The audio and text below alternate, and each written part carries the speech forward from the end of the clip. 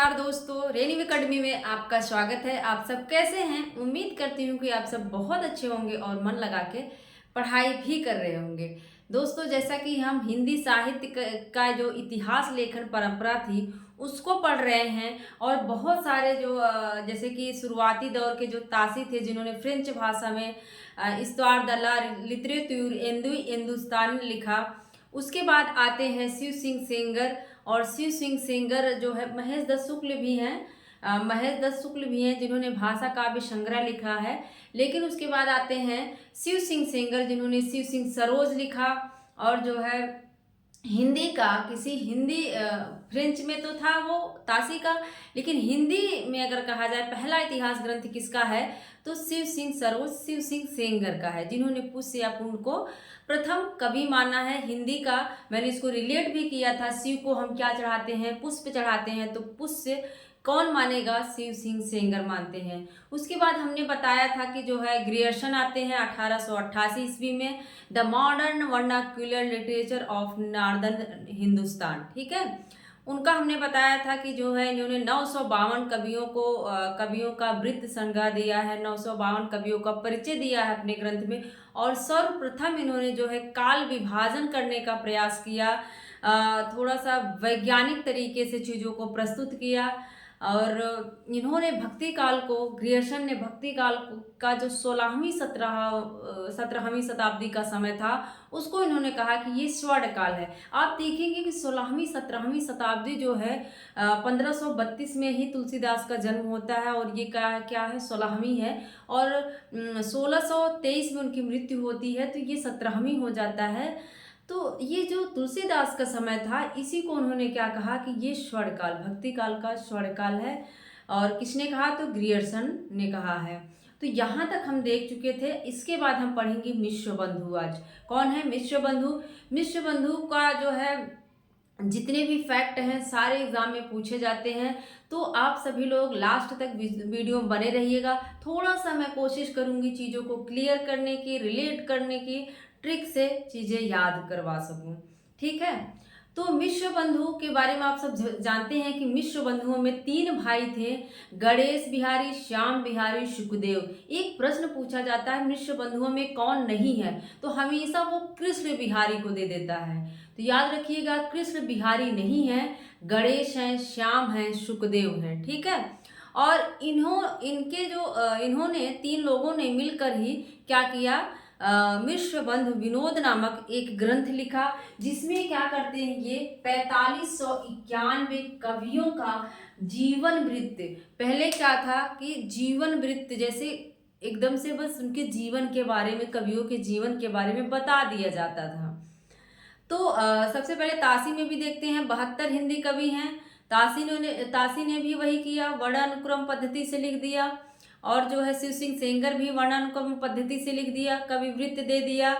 और जो है उसके बाद आते हैं ग्रियर्सन ने कालक्रमानुसार जो है कहते कालानुक्रम पद्धति का प्रयोग किया। मिश्र बंधु ने भी कालानुक्रम पद्धति का प्रयोग किया। और जो है ये सब भी लगभग वृत्त ही लिख रहे थे, कवियों का परिचय ही लिख रहे थे। तो कितने लिखते हैं 4591। और जो रामचंद्र शुक्ल हैं इनके ग्रंथों को कहते हैं कि बड़ा भारी वृत्त संग्रह। एग्जाम में पूछेगा बड़ा भारी वृत्त संग्रह किसे कहा गया, तो जिसमें सबसे ज्यादा कवि हैं, याद कर लेना 4591, मिश्र बंधु विनोद को इन्होंने बड़ा भारी वृत्त संग्रह कहा, ठीक है। कितने भाग हैं अक्सर एग्जाम में पूछता है, देखिए इसके 4 हैं, लेकिन आप तासी के देखेंगे तो तासी के 2 भाग हैं, तासी के 2 भाग हैं, लेकिन मिश्र बंधु के 4 भाग हैं। अब मिश्र बंधु में ही आप देख रहे हैं 4 शब्द आए हुए हैं, तो यही से आप रिलेट कर लीजिएगा। मिश्र बंधु में 4 शब्द हैं और इनके ग्रंथ का जो भाग है वो भी कितना है 4 है, 4 भाग है। लेकिन 3 भाग का प्रकाशन एक ही सन में होता है, चौथे भाग का प्रकाशन जो है 1934 में होता है। 3 भाग का प्रकाशन 1913 में होता है और चौथे भाग का प्रकाशन 1934 में। इसको रिलेट कर लीजिएगा, देखिए लास्ट में 3 आ रहा है, तो याद कर लीजिएगा अगर 13 ऑप्शन में है तो 13 वाला सही होगा, ठीक है। 1913 और 34 में कंफ्यूज मत होइएगा। 3 भाग 13 आ रहा है, 3 आ रहा है उसमें 1913, और चौथा 4 भी आ रहा है, 34 में 4 आ रहा है, तो चौथे भाग का प्रकाशन जो है 1934 में होता है। बड़ा भारी वृत्त संग्रह कौन कहता है? ये शुक्ल जी कहते हैं कि बड़ा भारी वृत्त संग्रह है। और इन्होंने क्या किया? आदिकाल को क्या कहा? ये प्रारंभिक काल है। क्या है? प्रारंभिक काल है। देखो ये जो आदिकाल समय था, शुरुआती दौर था, और ये बड़ा जो है संक्रमण की स्थिति थी। इस समय बहुत सारे विद्वानों के अपने बड़े मत थे, बहुत व्याघात का समय चल रहा था कि कौन सा नाम रखा जाए। जब शुरुआत किसी चीज़ की होती है तो देखिए बड़ी समस्या होती है। तो हिंदी साहित्य की जब शुरुआत की जा रही है तो उसमें ये नहीं समझ आ रहा है कि जो पहला काल है उसका नाम क्या रखा जाए। तो बहुत सारे विद्वान कोई संक्रमण काल कह देता है, राम खिलावन को देखेंगे वो कह देते हैं संक्रमण काल है, और जो है सुमन राजे कह देते हैं कि आधार काल है।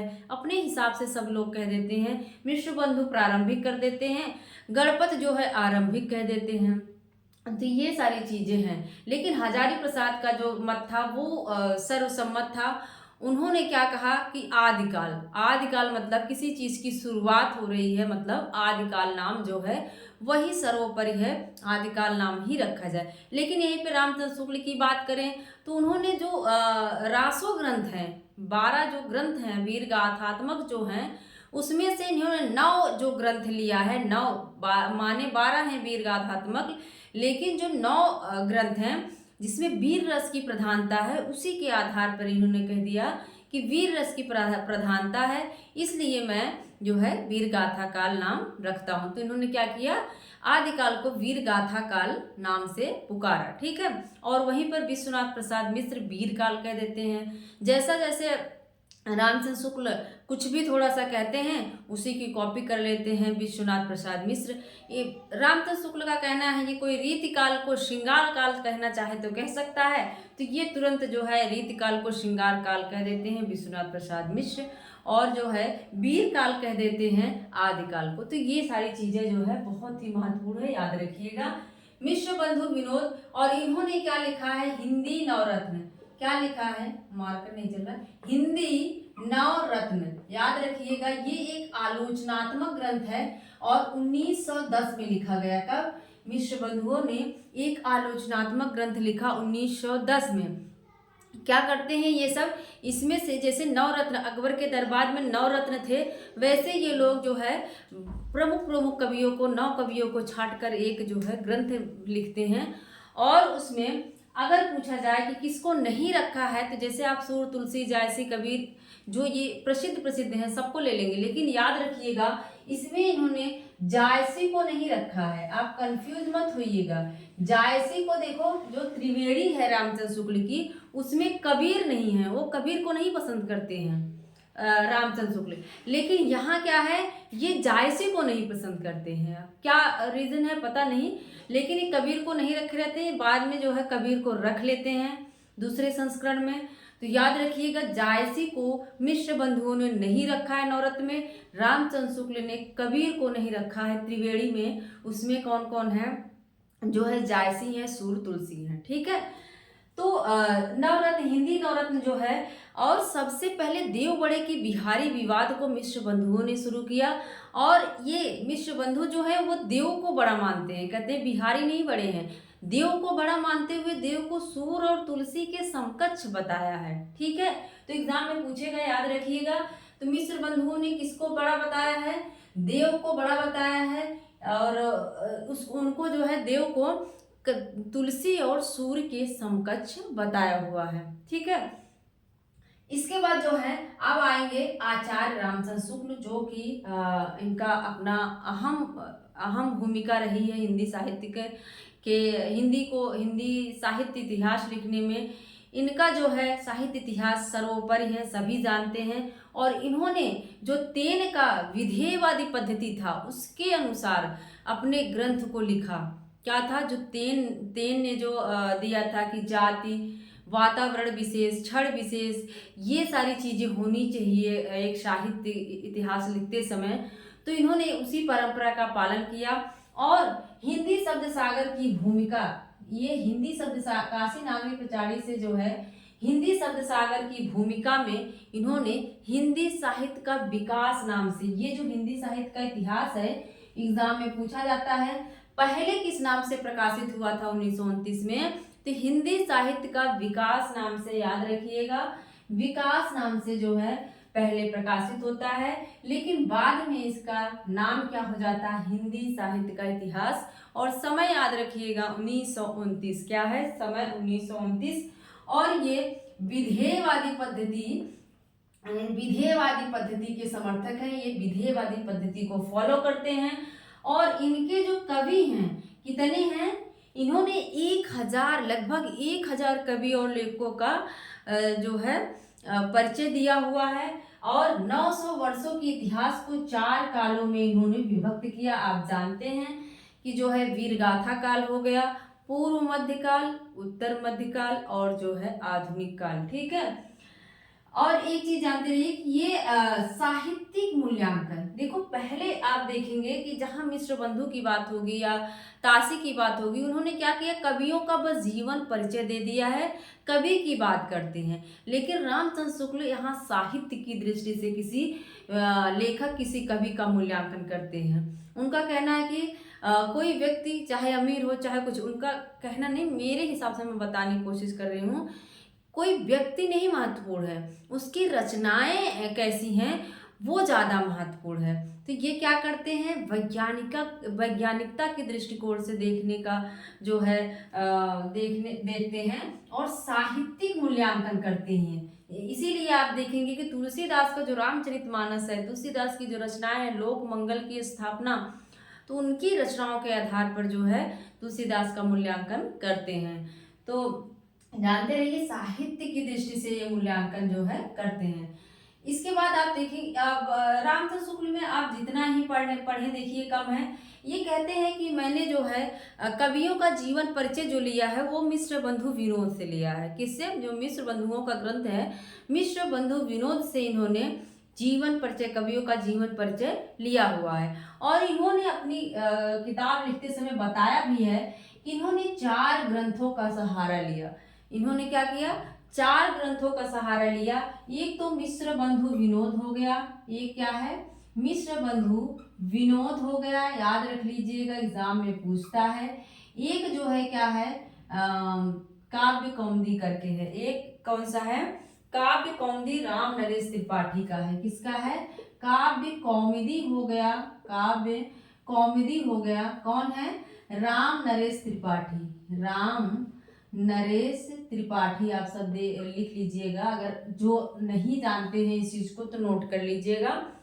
मिश्र बंधु विनोद मिश्र बंधुओं का है, और काव्य कौमुदी राम नरेश त्रिपाठी का है। ब्रज माधुरी सार एक ग्रंथ है। तीसरा वाला क्या है, ब्रज माधुरी सार, ये किसका है, वियोगी हरि का। ब्रज माधुरी सार ये किसका है किसका है, वियोगी हरि का। किसका है, ब्रज में कौन रहते हैं, वियोगिनियां रहती हैं। ब्रज में कौन रहती हैं, वियोगी मतलब जो वहां की गोपियां हैं वियोगी ही रहती हैं, तो वियोगी हरि कौन हो जाएंगे, वियोगी हरि। और एक ग्रंथ है कोविद रत्नमाला, क्या है, कोविड नहीं करना है, कोरोना, कोविद रत्नमाला, क्या है, कोविद रत्नमाला, ठीक है। काव्य गोविंद रत्नमाला, ठीक है, गोविंद रत्नमाला, कहीं कहीं गोविंद भी मिलता है, कहीं कहीं कोविद मिलता है, ठीक है। आप सब देख लीजिएगा। श्याम सुंदर दास किसकी रचना है, श्याम सुंदर दास की है, ये नोट कर सकते हैं, कोविद रत्नमाला, ठीक है। तो ये जो है इन्होंने 4 ग्रंथों का सहारा लिया अपने ग्रंथ को लिखने में, और इन्होंने भक्ति काल को 4 भागों में जो है बांटा, और जो पूरा साहित्य का इतिहास है उसको भी इन्होंने 4 कालखंडों में विभाजित किया है। और इनका कहना है जो एक इनका है, प्रत्येक देश का साहित्य जो है, प्रत्येक देश का साहित्य, एक मिनट स्टार्टिंग लाइन नहीं याद आ रही है, आप लोग को बता देती हूँ, ये जो है बहुत इंपॉर्टेंट है। जबकि प्रत्येक देश का साहित्य वहाँ की जनता की चित्रवृत्ति का संचित प्रतिबिंब होता है। ये वाली जो परिभाषा है दोस्तों, हर एक विद्यार्थी को, हर एक जो भी हिंदी से तैयारी कर रहा है, जिसको मेंस लिखना है, जिसको प्री देना है, सबको याद होना चाहिए। जबकि प्रत्येक देश का साहित्य वहाँ की जनता की चित्तवृत्ति का संचित प्रतिबिंब होता है, तब यह निश्चित है कि साहित्य की चित्रवृत्ति में परिवर्तन होने के साथ साथ जो है, इसका थोड़ा सा कंफ्यूजन होता है, संचित प्रतिबिंब होता है, तब यह निश्चित है कि जनता की चित्रवृत्ति के परिवर्तन के साथ साथ साहित्य के स्वरूप में भी परिवर्तन होता चला जाता है। आदि से अंत तक इन्हीं चित्रवृत्तियों को परखते हुए साहित्य परंपरा के साथ सामंजस्य दिखाना ही हिंदी साहित्य का इतिहास कहलाता है। ये जो परिभाषा है सभी को याद होनी चाहिए, ठीक है। अब हम देखते हैं कौन है एडविन ग्रीव्स। कौन है एडविन ग्रीव्स हैं, इनके ग्रंथ को देखो पूछा गया है। अब हम फटाफट संरचनाओं को देखेंगे।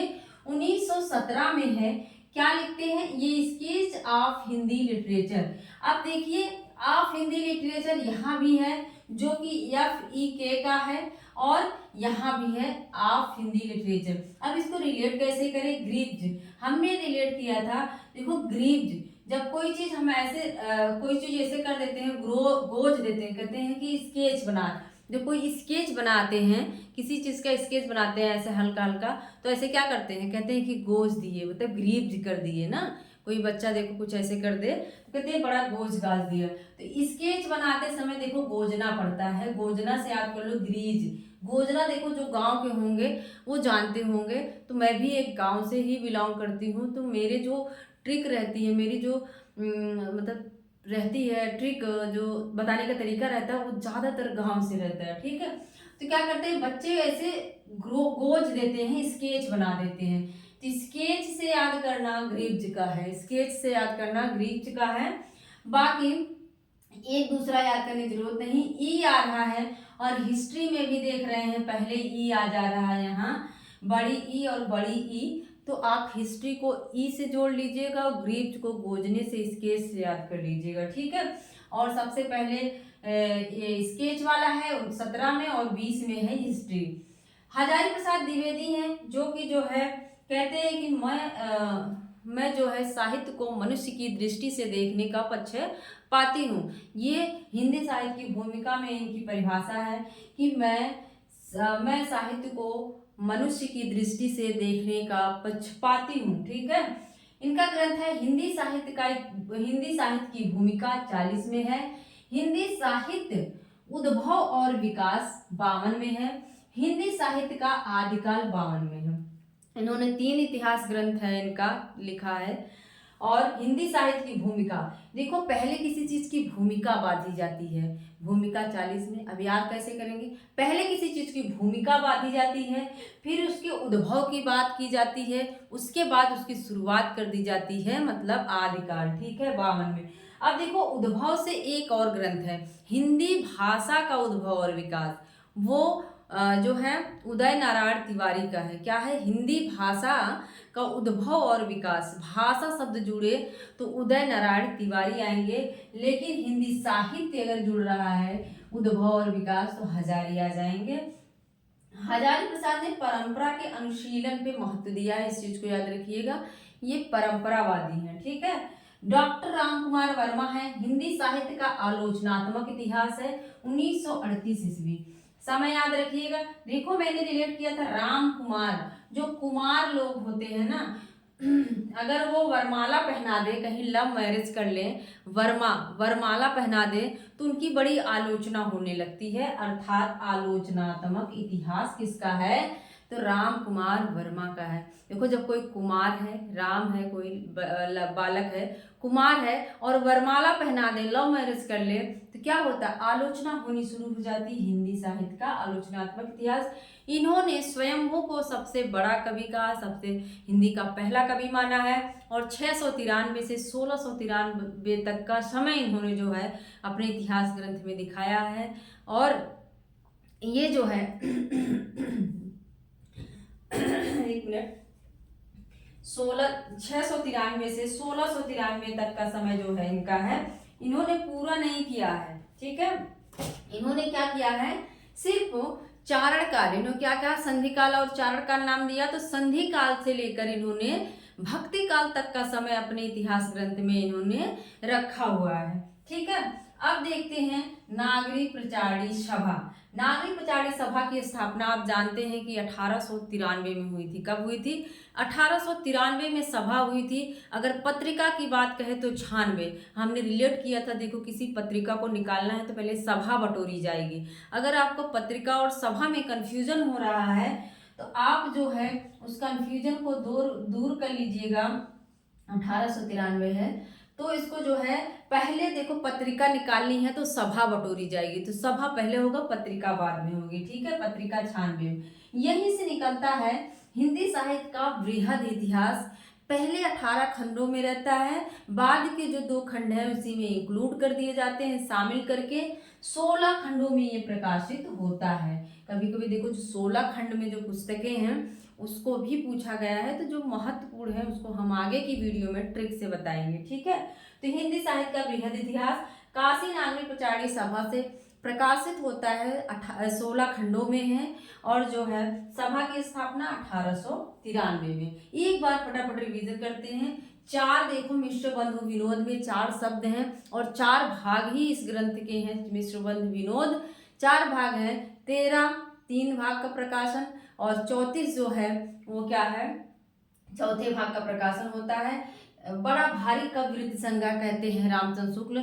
4591 कवि हैं इसमें, और इन्होंने क्या किया है, प्रारंभिक काल आदिकाल को कहा हुआ है। देव को सबसे बड़ा कवि मानते हैं। रामचंद्र शुक्ल जो कि विधेयवादी पद्धति के जो है पक्षधर हैं, और ये हिंदी साहित्य का इतिहास 1929 में लिखते हैं। लेकिन हिंदी शब्द सागर की भूमिका में सबसे पहले ये हिंदी साहित्य का विकास नाम से छपा हुआ था। 1000 कवियों और लेखकों का परिचय इन्होंने दिया हुआ है, 1000 कवि और लेखकों को रखा हुआ है। 900 के इतिहास को इन्होंने क्या किया है, 4 कालखंडों में विभाजित करके बताया हुआ है। साहित्यिक मूल्यांकन इन्होंने क्या किया है, साहित्य की दृष्टि से कवि का मूल्यांकन किया है, ना कि कवि को कवि की दृष्टि से। ठीक है, इन्होंने 4 ग्रंथों का सहारा लिया, उसको भी हमने बता दिया। मिश्र बंधु विनोद, काव्य कौमुदी, ब्रज माधुरी सार, कोविद रत्नमाला। ठीक है, कोविद रत्नमाला। या फीकेई और ग्रीव्स हैं। हमने बताया जब कोई बच्चा ऐसे स्केच बना देता है तो उसको हम कहते हैं क्या गोज दिए, तो स्केच गोज के बनाते हैं ग्रीव्स। ठीक है, ई आ रहा है, हिस्ट्री में भी ई आ रहा है, और जो है या फीकेई में ई है तो हो जाएगा history of Hindi literature. Hazari Prasad किसी चीज के पहले भूमिका बनाते हैं, उसका उद्भव और विकास दिखाते हैं, उसके बाद हिंदी साहित्य का आदिकाल लिख देते हैं। किसी कोई राम कुमार है, अगर किसी को वरमाला पहना देता है तो उसकी बड़ी आलोचना होती है। तो हिंदी साहित्य का आलोचनात्मक इतिहास जो है 1938 में है। नागरिक प्रचारणी सभा की स्थापना जो 1893 में होती है, लेकिन यहाँ से जो है हिंदी साहित्य का बृहद इतिहास 16 खंडों में प्रकाशित होता है। तो आप सब जरूर बताइएगा याद हुआ कि नहीं, क्लास में याद हुआ कि नहीं, ये सबसे बड़ी बात है दोस्तों। मेरी पूरी कोशिश रहती है कि आप सभी को जो है सरल से सरल तरीके से याद करवाया जाए। तो मेरा पूरा वीडियो देखने के लिए बहुत बहुत धन्यवाद। ऐसे ही वीडियो आपको देते रहेंगे। मिलते हैं अगले वीडियो में। Thank you.